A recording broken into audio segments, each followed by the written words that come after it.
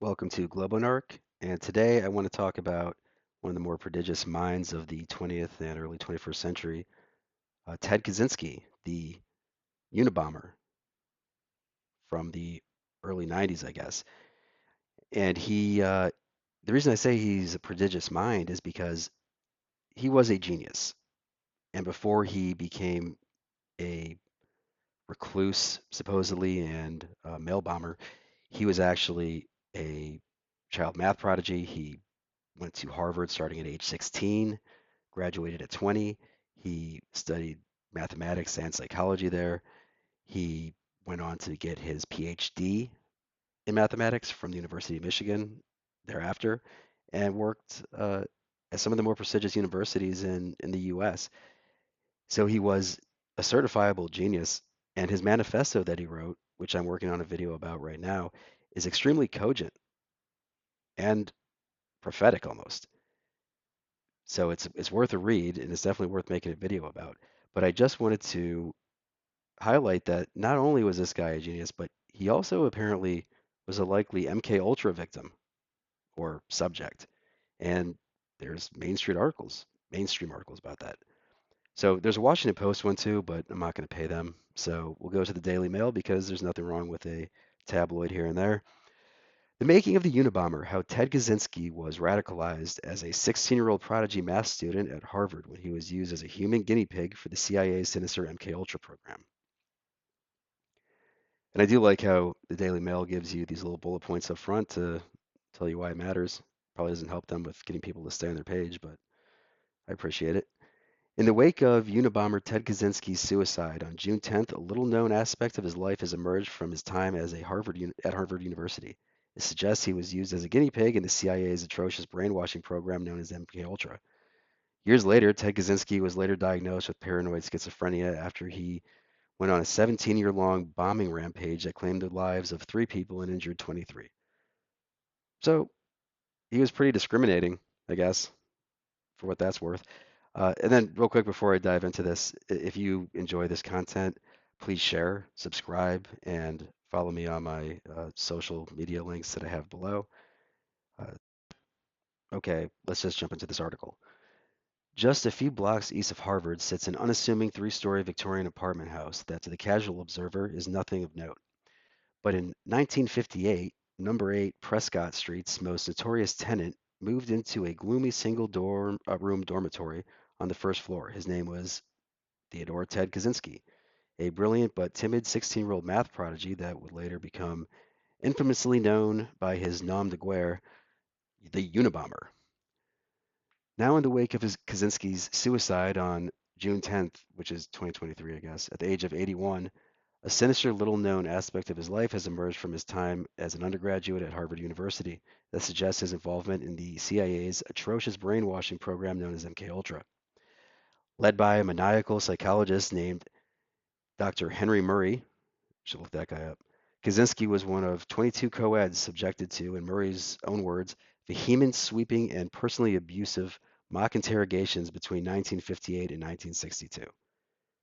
Patients were dosed with potent, mind-altering drugs like LSD, subjected to extremes of temperature and sound, high and low pressure, oxygen, food and sleep deprivation, strapped to electroshock machines, and forcefully interrogated under a blazing spotlight for hours at a time. So they had them tripping out of their minds, and then they tortured them. Yeah, that sounds like MK Ultra. I guess it's better than uh, small children, but pretty messed up. Uh, and you could see how that might have some lingering effects. Either way, he was still a genius, but this clearly didn't help him with his career. While very little is known of the clandestine experiment, and the potential effect it had on Kaczynski during his formative years, it is well known that he eventually retreated to the wilderness of Montana in 1971, where he began a 17-year-long bombing campaign that resulted in 3 deaths, 23 injuries, and the longest and most costly manhunt in American history that spanned 2 decades, which does make you wonder how these relatively low fatality rate mail bombings that killed 3 people over 17 years caused such a manhunt.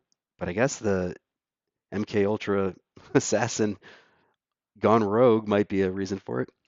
In the years since his 1996 arrest, there has been no shortage of discourse dedicated to understanding Kaczynski's unique criminal profile.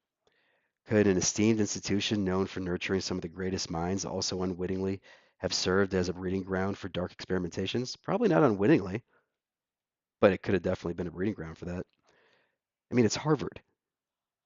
Could Kaczynski's harrowing experience in the MK Ultra program, combined with his already fragile psychological state, set the stage for his eventual radicalization from lonely boy genius to lethal domestic terrorist, moderately lethal? And then, oh, come on, where's the pictures, guys?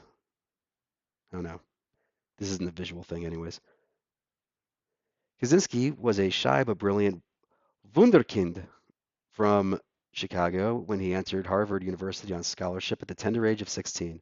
Raised in a working class Polish American family in the suburb of Evergreen Park, Kaczynski demonstrated exceptional intelligence from an early age.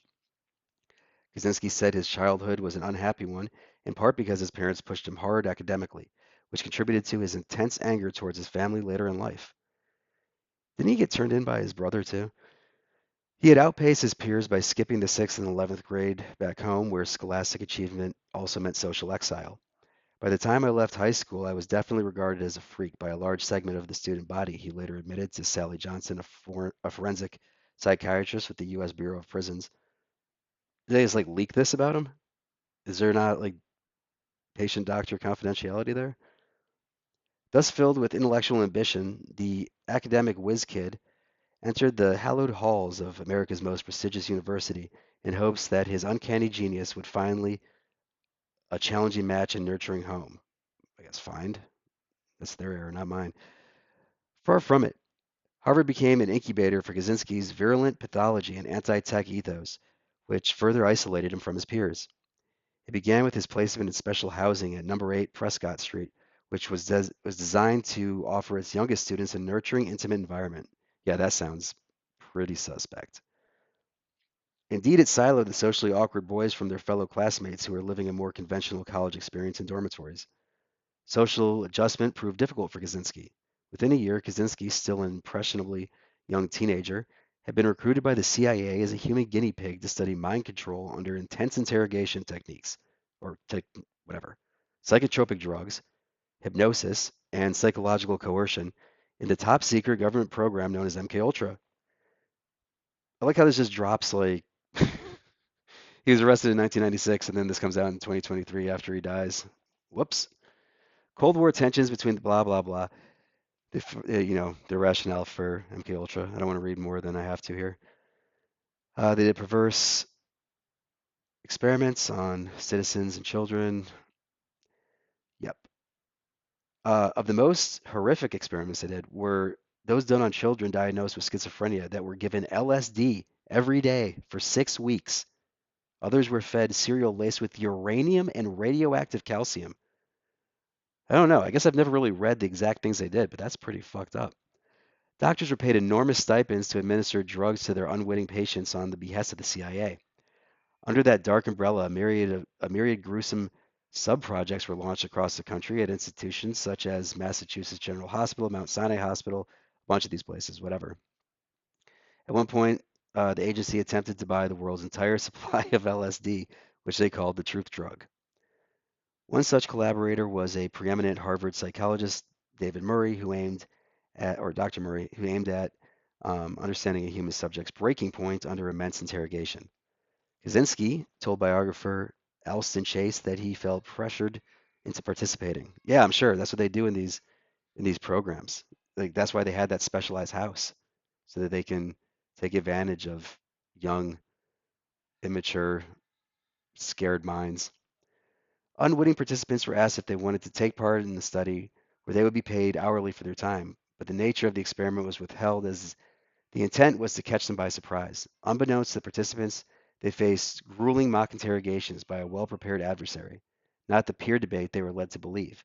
Subjects were escorted to the basement of a nondescript house on campus known to students as the Annex. We'll have to look that up. They were assigned monikers to protect the highly classified illegal nature of the experiment. Kaczynski's code name was Lawful. Seated in front of a one-way mirror under a blinding spotlight, Kaczynski was given to brutal interrogation while hooked to a series of electrodes that another former participant unfondly remembered as somewhat akin to someone being strapped on an electric chair. A motion picture camera recorded every move and facial expression through a hole in the wall, electrodes leading to machines that recorded heartbeats and respiratory rates. As instructed, the unsuspecting subject was told to defend his personal philosophy of life, only to be assaulted with a withering and vitriolic attack on their egos and most cherished beliefs. How fun! Excuse me. Get drugged with LSD and have your entire life berated. Can you imagine how bad of a trip that would be, unsuspectingly? I mean, I've only done that LSD once in my life, and it was horrible. Like I thought I was going schizophrenic. The goal was to see how well they had held up under pressure to understand a human's breaking point. Oh my God, man. I had a sensation somewhat akin to someone being strapped on the electric chair with these electrodes. I really started getting hit real hard. Wham, wham, wham. And me getting hotter and more irritated, my heartbeat going up and sweating terribly. One of them, codenamed Kringle, recalled the chase. Another participant, nicknamed Drill, told Chase that he still suffered from very vivid general memories of the experience. I was startled by my in- interlocutors. I don't know why I can't say that word. Venom. I remember responding with unabating rage. Kaczynski must certainly have been among the most vulnerable of Murray's experimental subjects. He was among the youngest and poorest of the group. He came from a dysfunctional home. Yeah, who knows what his parents did to him, too.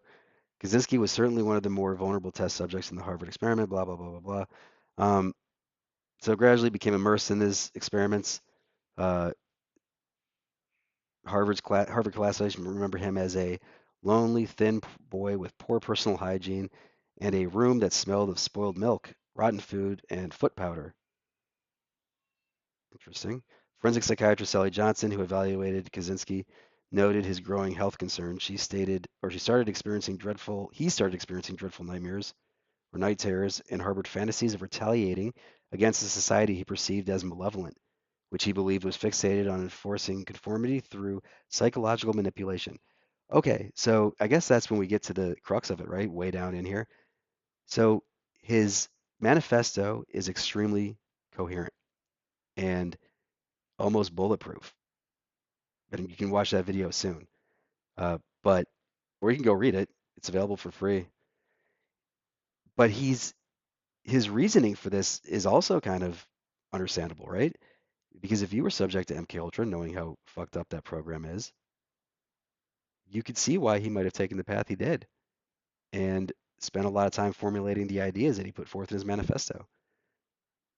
I mean, the U.S. government did do this to him. Upon his graduation from Harvard, the foundation was laid for his transformation into the sinister figure that would become known as the Unabomber. His mindset had crystallized around a set of beliefs compounded by profound unhappiness and an enveloping sense of isolation. His resolution to commit violent acts followed shortly thereafter. He went on to graduate from school at the University of Michigan before he got a job teaching math at the University of California at Berkeley. Um, Becoming convinced that technology would spell the end of civilization, Kaczynski retreated to a remote area in the woods of Montana in 1971, where his closest neighbor was 10 miles away.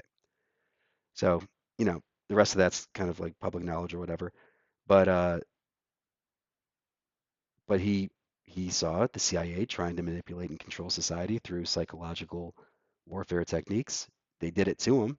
That's the U.S. government. That's Harvard. He's looking at society and he says, "I see the top of it, and it's fucked up and terrible." Not to mention, who knows what kind of psychological break he had with countless bad trips, getting berated and just losing his mind. So you can see where he's coming from, and I hope you uh, also come back for the video I do on his manifesto because it's a really good read. You could also go read it because it's entertaining. It's well written. Um, Again, if you like this content, find it entertaining, interesting, whatever, please share, subscribe, follow me on my social media links that I have below. And thank you for watching or listening to Global